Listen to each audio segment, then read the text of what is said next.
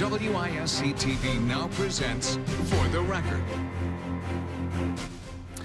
Get a peek at the future of food. Next on For the Record, I'm Neil Heinen. Thanks for joining us. There is still a tendency for many to take food for granted, understandably for a variety of reasons.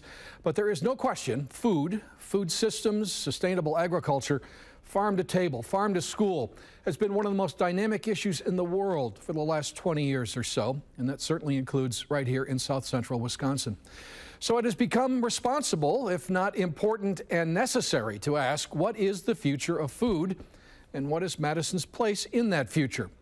Madison Magazine managing editor Andrea Bailing, who also oversees and writes much of the food coverage for the magazine, answers some of those questions in the August magazine on the stands now, and she joins me this morning. And whatever the future of food locally is, we know REAP will be part of it.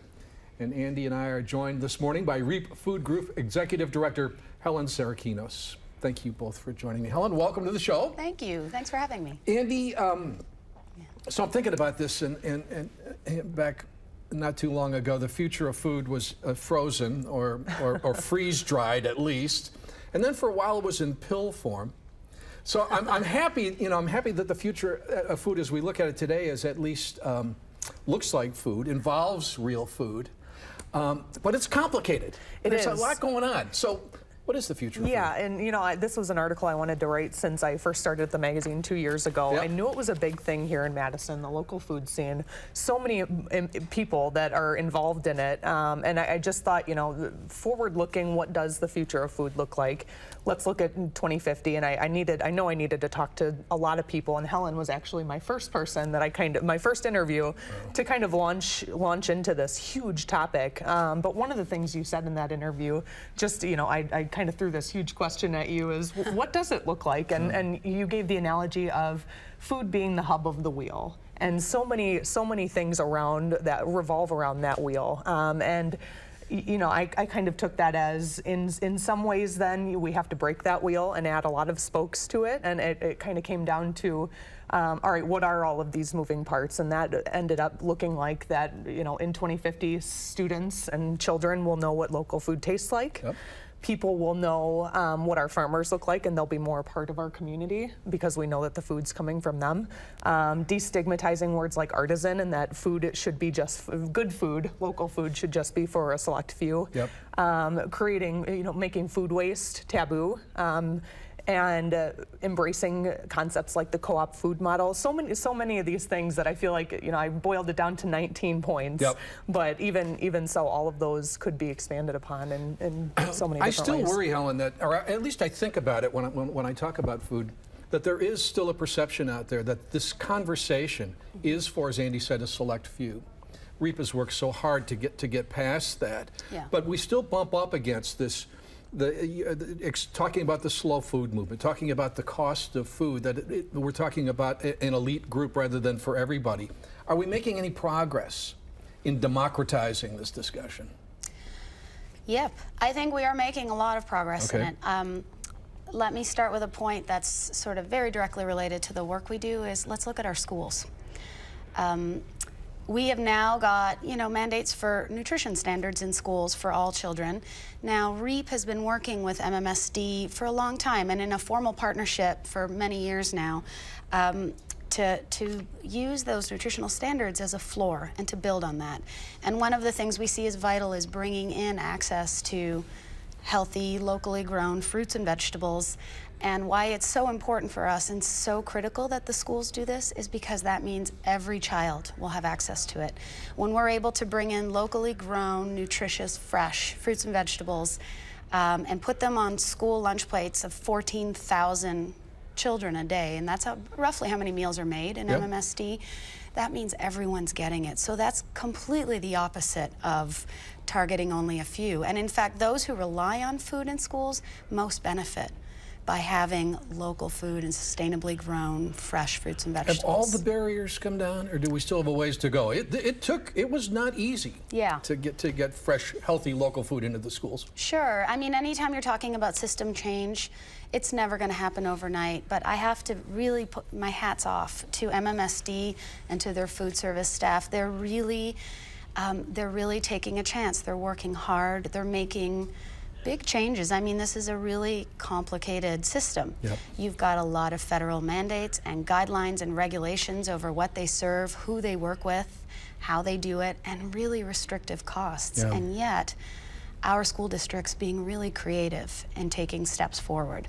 And I think what REAP is doing is so important just because you're asking questions and asking people to look at the system we have now and saying, well, you know, we need to do this better, and what do we need to do to make it better? And a good example, too, of this, and I think that ties to school and foods, is school and institutions and what Ellen Ritter is doing at UW Health. I was going to mention that. Yeah. She's really, it's a system that she said, we need local food in here. They're on track to serve 3 million meals at UW Health this year, and her kind of crowning achievement right now is the salad bar, and how she has just made it this palette of colors that are coming from local sources. And she didn't need to do that.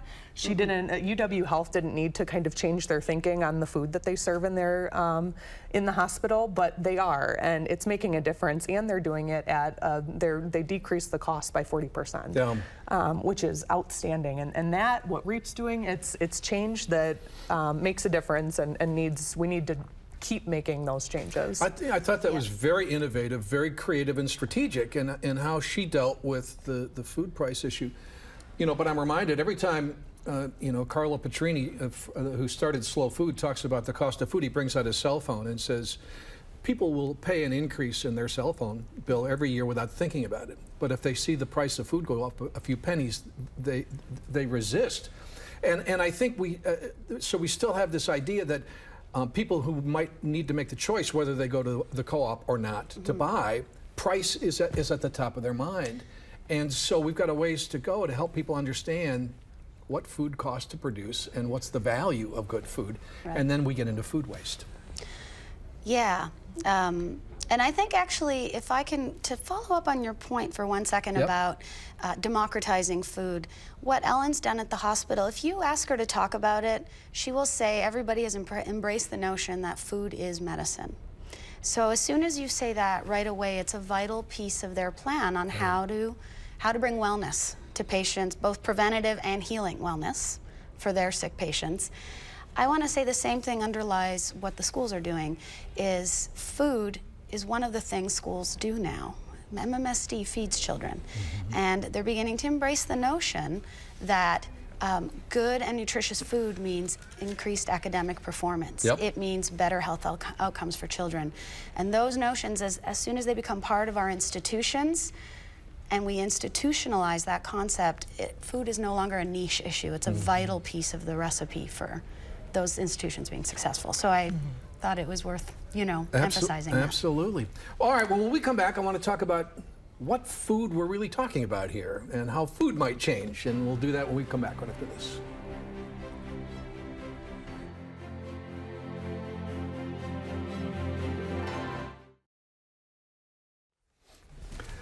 I am back with Andy Belling, the managing editor of Madison Magazine, who in the August issue of the magazine, with UW Big Ideas on the cover, wrote a really good piece on the future of food, growing a food mecca by 2050. And Andy and I are joined by one of her sources for the piece, Helen Sarakinos, who is the executive director of REAP Food Group. So I just suddenly realized we're not going to get through this whole piece. Nope, there's no way. In a half an hour. But you know, some of the fun things to think about here is varieties of food, things that we're paying more attention to, that we're looking at protecting. But then part of that too is what we eat and when we eat it, and that came up fairly early in your piece about this expectation that we've developed over a long time now about when, you know, having strawberries year-round and having tomatoes year-round and that kind of thing. And we need to change our thinking. Right, and the point there that I had made was people won't expect tomatoes in February. Right. It's change in the thinking of how we eat that is so hard to do, you know, even for people that do care about local food and seeing these changes. It's just a change in our overall thinking that we need to support the farmers that are able to grow food at certain times, especially in the Wisconsin climate here, that is beneficial to them as a farmer in running their business, but also beneficial to the soil that they're growing this food on, and thinking more seasonally in our growing season and having that be reflected in our eating habits as well. Seasonal vegetables are delicious too, and you know, we've gotten, I think, away from knowing what to cook and how to cook it and when to cook it and preserving and that kind of thing, Helen, that we have to get much better at if we're going to really achieve this change. I think that's right, but I actually think some of the best changes are the easiest. So bringing fruits and vegetables into schools, taste testing in cafeterias, going into the classrooms for us, talking to children about the carrots they're eating, the winter spinach that's been hoop grown. You know, we have kids who, when they taste sweet spinach that's sort of frost kissed in February, cheer when they know it's coming. So we don't, you know, you don't need to get intimidated by the idea of all the things we should be doing with our food. I think we just start by normalizing it. This concept of children hate veggies, I want that to be obsolete by 2050. It's simply not true. It's that they don't get a chance to try it and then try it again and then have it be normalized, see their peers eating it, have it be part of their day. You know, those are really simple steps we can start with that have huge implications. There's some great images in here that we don't have, but there is an image of the school at school lunch. Right. That looks pretty darn appealing, eh? Yeah, and actually this was such a fun part of the project is partnering with Patrick DePula of Salvatore's Tomato Pies, Jonna Mellenthin Perkins of Vermont Valley Community Farm, CSA Farm in Blue Mountains, and then David Gothy of the Conscious Carnivore Butcher Shop.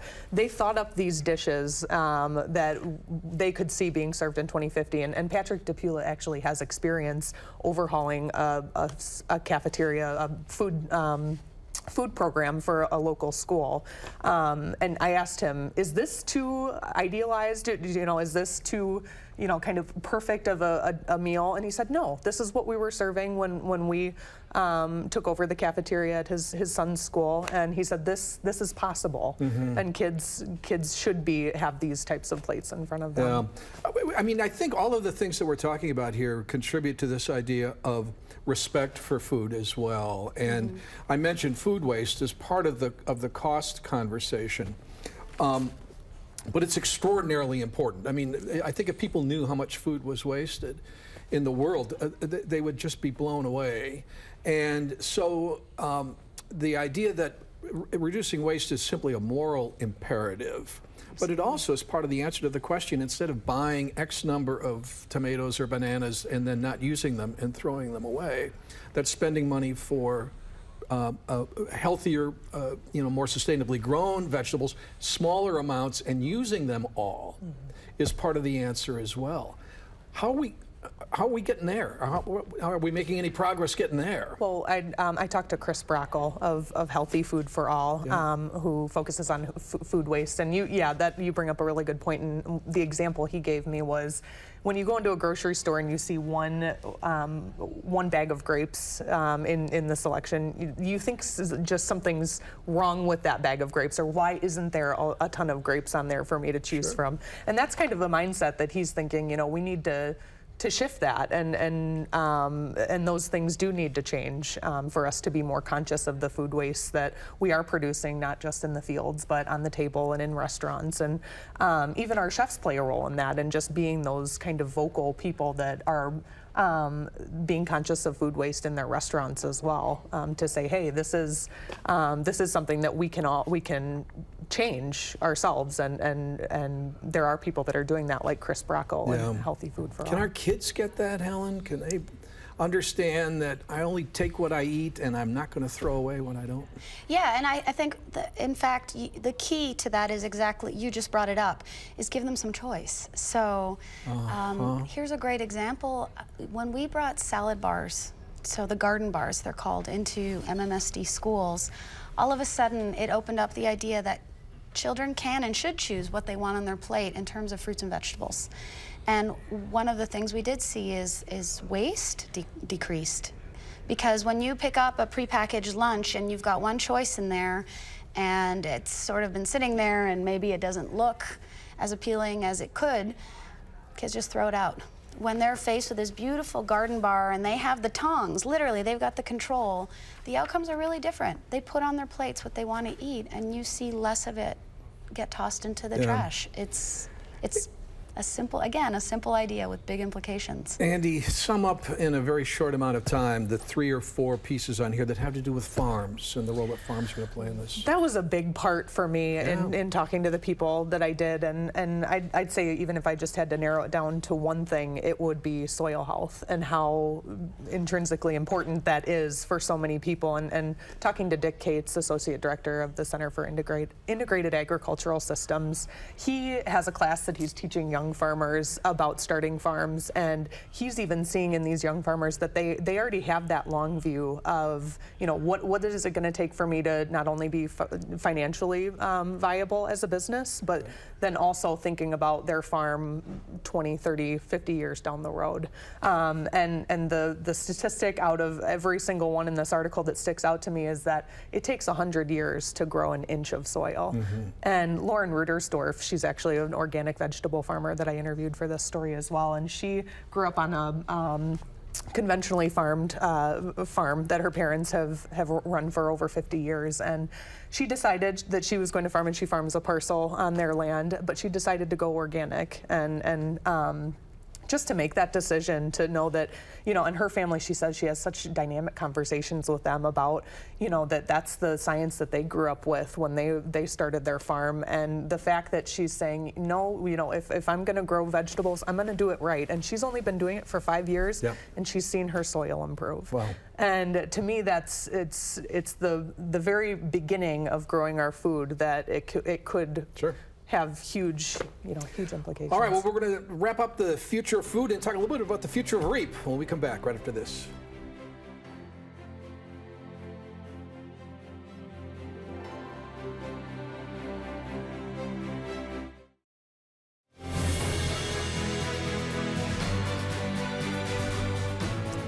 Madison Magazine Managing Editor Andrea Bailing and Helen Sarakinos, the Executive Director of REAP Food Group, and I are talking about the future of food and what food in Madison might look like in 2050. And Helen, you've been at the helm at REAP since the start of the year. Correct. After Miriam's long run running the organization, so congratulations. Thank you. What's your vision for REAP and how it contributes to this conversation that Andy profiled in the magazine? Sure. You know, I can't talk about the future without a nod to the good work that REAP has put in for almost 20 years now. Absolutely. Bringing this concept of food system. So Andy beautifully laid it out. She talked about the hub and the spokes. She gave, I think, what is a simple analogy of a food system, which is a term that isn't very intuitive to us, but really critical to everything REAP does. It's that whole system of how food is grown, how it's transported, how people have access to it. And REAP's mission really is to build a just and sustainable food system in South Central Wisconsin. And we do that by growing those connections between producers and farmers, and between schools, institutions, restaurants, and consumers. Those relationships are critical to this conversation. Relationships are everything. Oh. And when you talk about where my vision is for going forward is building on that strong base. You know, we've really started to make some inroads with schools. I see looking forward, I'm really hopeful that this knowledge, this idea that good and nutritious food is a vital piece of academic performance and health outcomes will become integral. We won't remember a time when it wasn't. It will no longer be surprising that children like vegetables and fruit. That's a piece of it that we're working on. But more than that, you know, we have an amazing collection of restaurants in this part of the state who are so committed to buying locally and to featuring their producers. And we're starting to see the institutions following. We talked about UW Hospital. MMSD, you know, the university is beginning to. Well, these chefs are making these relationships too that you described. I mean, they're really a part of the system. They're a vital piece of the system. Well. But when you talk about institutions, we're starting to see that belief in that as a vital economic driver, as an attractant for employees to Madison. All of that's coming from leadership as well. Yeah. And what I'm hopeful for is that we take this farm to business model and start to expand it into institutions and businesses in Wisconsin, in Madison. You know, we've got some large corporations here. A great example is Epic. They're already doing it. Their food is it's one of their draws for employees. And I would love to see that for so many of our other companies here in Madison. I think that's a great direction to go. Andy, what excites you most about the future? People like Helen, people like the people that I talked to for this article, and like you said, it's all about the connections and the conversations that people have within this food system, and continuing to engage people and seeing where the missing parts are. Even in, you know, we have this local food. What's the missing part here? Well, it's a production facility, and even projects like the public market that are trying to address some of those issues to try to connect those spokes to this new hub, like Helen had presented at the very onset of this. Are you both excited about the public market? Does it fit into your vision? Absolutely. Yeah. I mean, we've been working on it for so long, and it's sort of frustrating that it isn't a reality yet. It feels like we're getting closer, but not close enough. It's definitely making progress. Yep. And it's such a key piece to moving us to that next level. Yeah. You know, a lot of our institutions right now, even though we have food being produced just a few miles away, they literally can't accept a crate of dirty potatoes. You know, they don't have the time and the resources and the labor to take that and turn it into a final meal, and that missing step was often outsourced. Outside of Madison for various reasons. We'd like to bring that back into our community, keep the money local, and speaking of food waste, getting food from the field to the table in all kinds of institutions a lot faster and a lot more efficiently will make a dent in the food waste issue as well. Thank you very much, both of you. It was a great piece, Andy. Thank you. We're going to come back and wrap up For the Record right after this.